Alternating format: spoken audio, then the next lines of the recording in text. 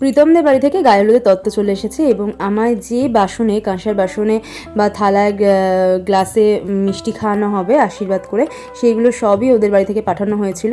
আর এই দেখো আমি আশীর্বাদে বসার আগে নাচতে শুরু করে দিয়েছি অলরেডি। এটা হচ্ছে আমার বড় পিসি শাশুড়ি আমাকে আশীর্বাদ করছে। তারপর এটা হচ্ছে আমার শ্বশুরমশাই মানে বাপি।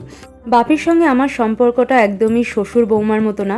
আমরা সবসময় আড্ডা ইয়ার্কি খুনসুটি চলতেই থাকে। যেরকম একটা বাবা মেয়ের সম্পর্ক হয় ঠিক তেমনই শ্বশুর বৌমার মতো সম্পর্ক একদমই নয়। এখানে বাপি আমাকে আশীর্বাদ করে বলছে মাথা ঠান্ডা রাখার কথা, আর আমিও বাপিকে বললাম তুমিও সবসময় মাথা ঠান্ডা রেখো। এই বলে আমরা দুজন হাসাহাসি করছিলাম। তারপর বাপি আমাকে গহনা পরিয়ে আশীর্বাদ করলো। বিয়ের প্রতিটা মুহূর্ত আমার কাছে একটা স্বপ্নের মতো লাগছিল, মানে একটা অন্যরকম। যেরকমভাবে আমি আমার বিয়েটা করতে চেয়েছিলাম ভগবানের আশীর্বাদে এবং আমার গুরুজনদের আশীর্বাদে দুই বাড়ি থেকেই সুষ্ঠুভাবে ভালোভাবে বিয়েটা সম্পন্ন হয়েছে। যেরকমভাবে আমি চেষ্টা করেছিলাম সেভাবেই হয়েছে। আর ইনি হচ্ছেন আমার কাকা শ্বশুর, আমাকে কাকা শ্বশুরও আশীর্বাদ করছে। আর এত মিষ্টি খেতে খেতে আমার যা গা গোলাচ্ছিল না কি বলবো। সবাই আসছে এবং আশীর্বাদ করে আমাকে প্রচুর প্রচুর মিষ্টি খাইয়ে দিচ্ছে।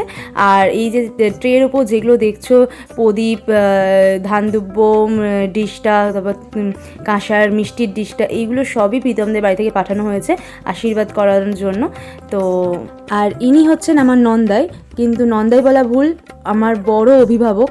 কারণ আমার শ্বশুরবাড়ির প্রত্যেকটা মানুষের সঙ্গে আমার এমন সম্পর্ক মনে হবে না তারা শ্বশুরবাড়ির মানুষজন, তারা আমার নিজের মানুষজন। এই প্রত্যেকটা মানুষের সঙ্গে আমার সম্পর্ক হচ্ছে 3 বছরের। 2023-এ আমার এঙ্গেজমেন্ট হয়েছিল আর 2025-এ আমার বিয়ে।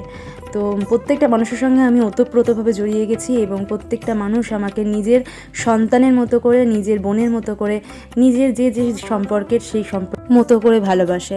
তো এখন চলে এসেছি আমাদের গ্রামের একটা শস্যের খেতে, আমাদের গায়ে হলুদের কিছু শস্য। তো চলো মাথা নিচু 1